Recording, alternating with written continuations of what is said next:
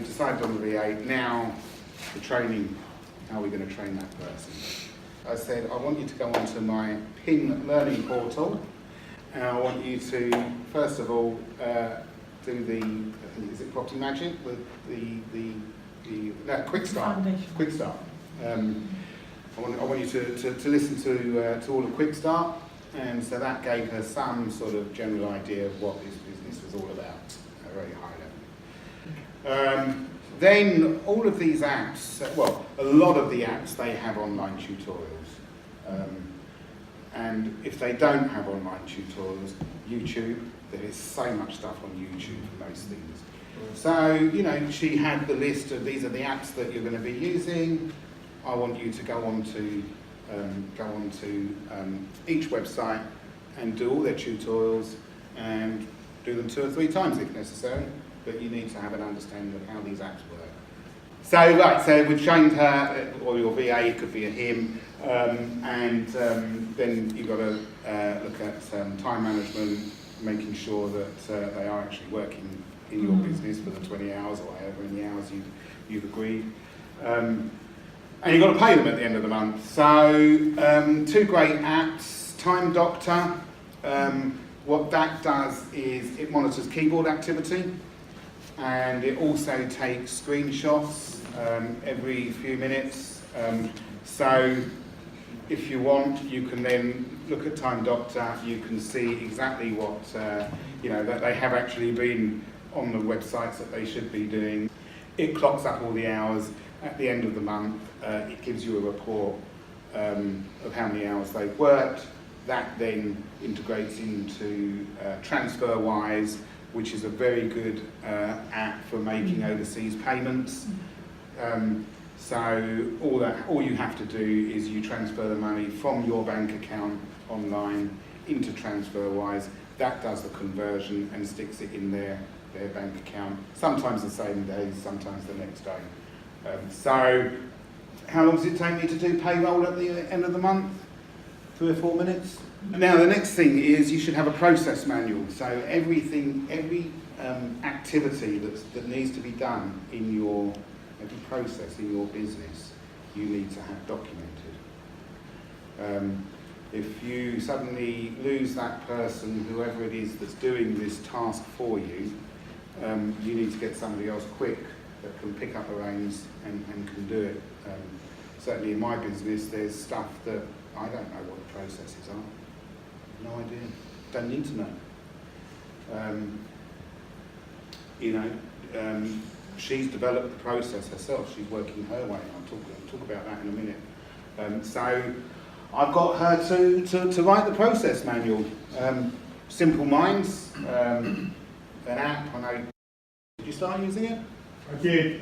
I'm using so many apps now. Simple Minds is an app which allows you to easily create these flowcharts. I started using this when I was going to presentations, PIN meetings, and I find it really good to create mind maps. So mind maps are, rather than writing down in a notepad, bullet points of the key bits that you're picking out.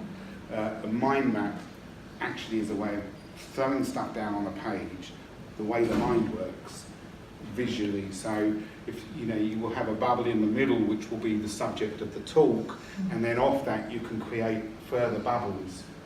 So when the presentation goes off in one direction, you can create bubbles that go in that way, and then when it goes on to the next direction, you can create further bubbles. And then you can just look at everything in one go. It's there on one page for you. It's really, really good. Sorry. It's perfect because that's so I use it a lot. Right. Yes. And is it simple? It's simple. Once you've gone through the basic learning process, Very easy. I'm going to try that. So yeah, so this is using this process manual is using the same software. So this is the process for guests to sign up to the house rules, which we do in Signable. And so here it is. It's just a flow chart, what each step is, and then you get to the end.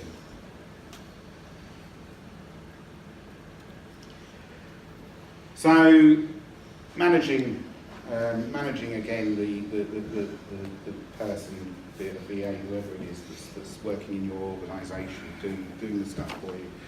You know, again, it's a key skill, and you know, for a lot of people that have just been working on their own and never managed people before, you can't expect to just suddenly be able to go out there and manage people when you don't know how to manage people. So this is something you need to, you really need to focus on and work on. Empowerment without management is abandonment, so you must manage that person. It doesn't have to take a lot of time. There are just some key things that you've got to do which will save you massive amounts of time. First of all, let go. Again, if you're used to working on your own, so many times I hear people say, oh, well, it's quicker for me to do it myself than to explain it. No, it's not, because you keep doing it yourself. You explain it once. And people think that somebody else can't do the job as well as you can. Well, actually, they might be able to do it better than you can. They might have new ideas, new ways of doing things. You know, you take all that on board. Just really do let go and put your trust in people. Because if you've recruited well, then that person ticks your boxes and you can trust them to do the job for you. You must be specific. None of us, although we'd like to have the ability, we are not mind readers. So they will only do what you have explained, what you have told. So you've got to be able to communicate well. Be specific in what you, in the instructions that you're giving them. Now I'm actually gonna repackage that bit of information. So be specific. I'm going to just jump down to here. Why not what? So it's actually not an instruction. An instruction, you're saying, this is what I want you to do.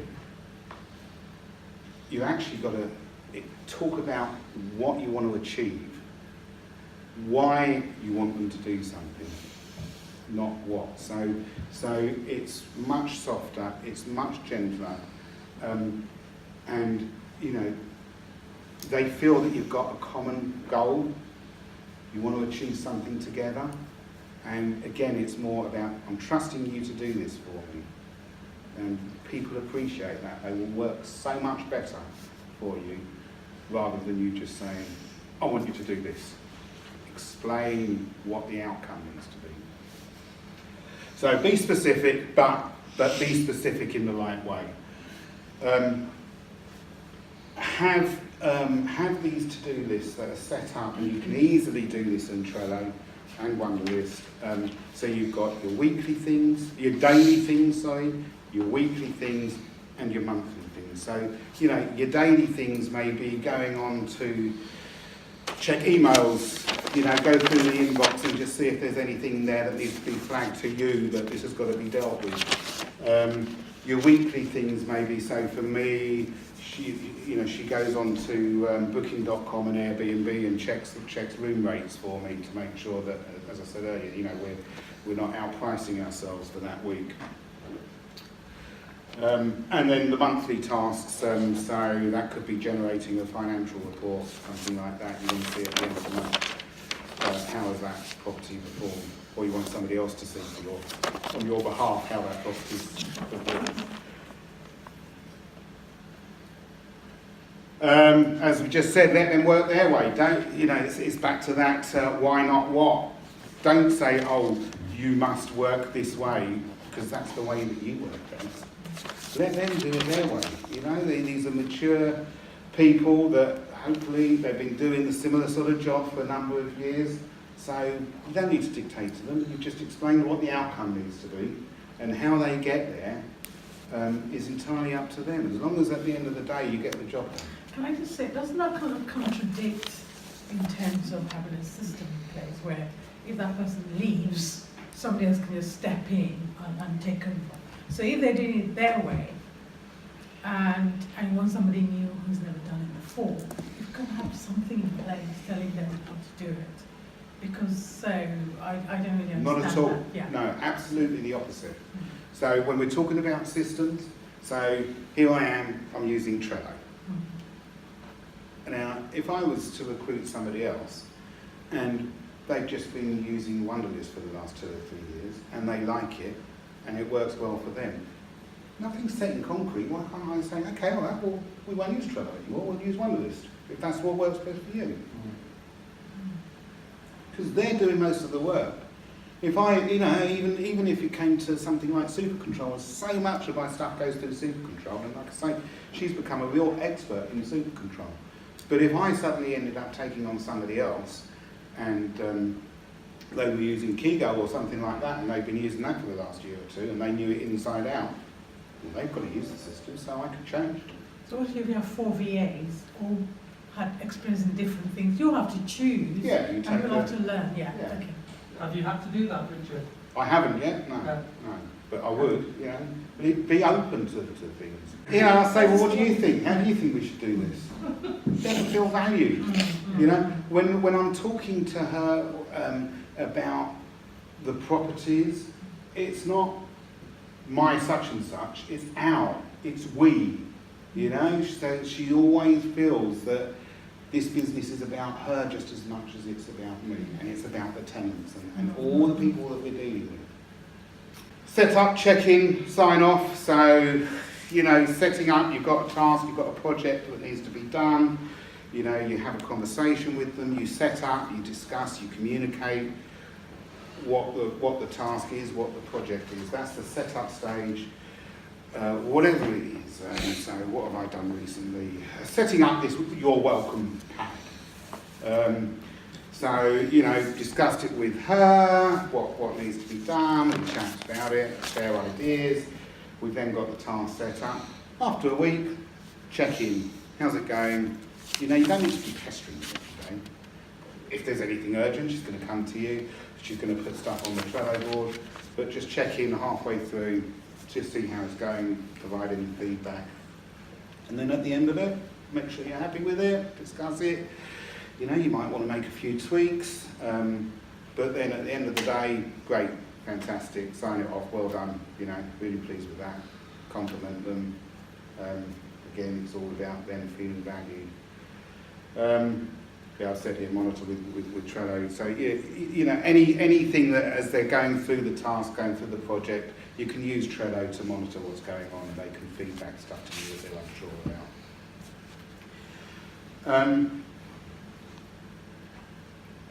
So communicate and compliment. Now with mine, we have about a 2-hour Zoom call once a week, every Monday, 10 o'clock. We just sit down, we go through the Trello boards, we go through everything, I answer any questions. And that's really, really good just to have that 2-hour face-to-face time.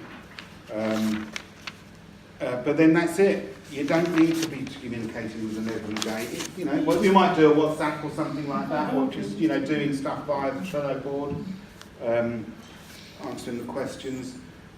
Do set your tasks on Trello. Don't be tempted to drop them a WhatsApp with a task on it, or a text or an email. If you've got a system in place, then use it. Don't just think, I'll just do that quick WhatsApp, because it's only something small. Don't. Stick it on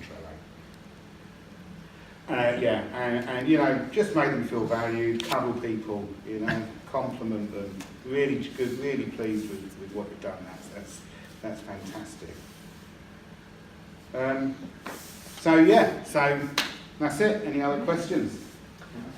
Bravo! Great to see you.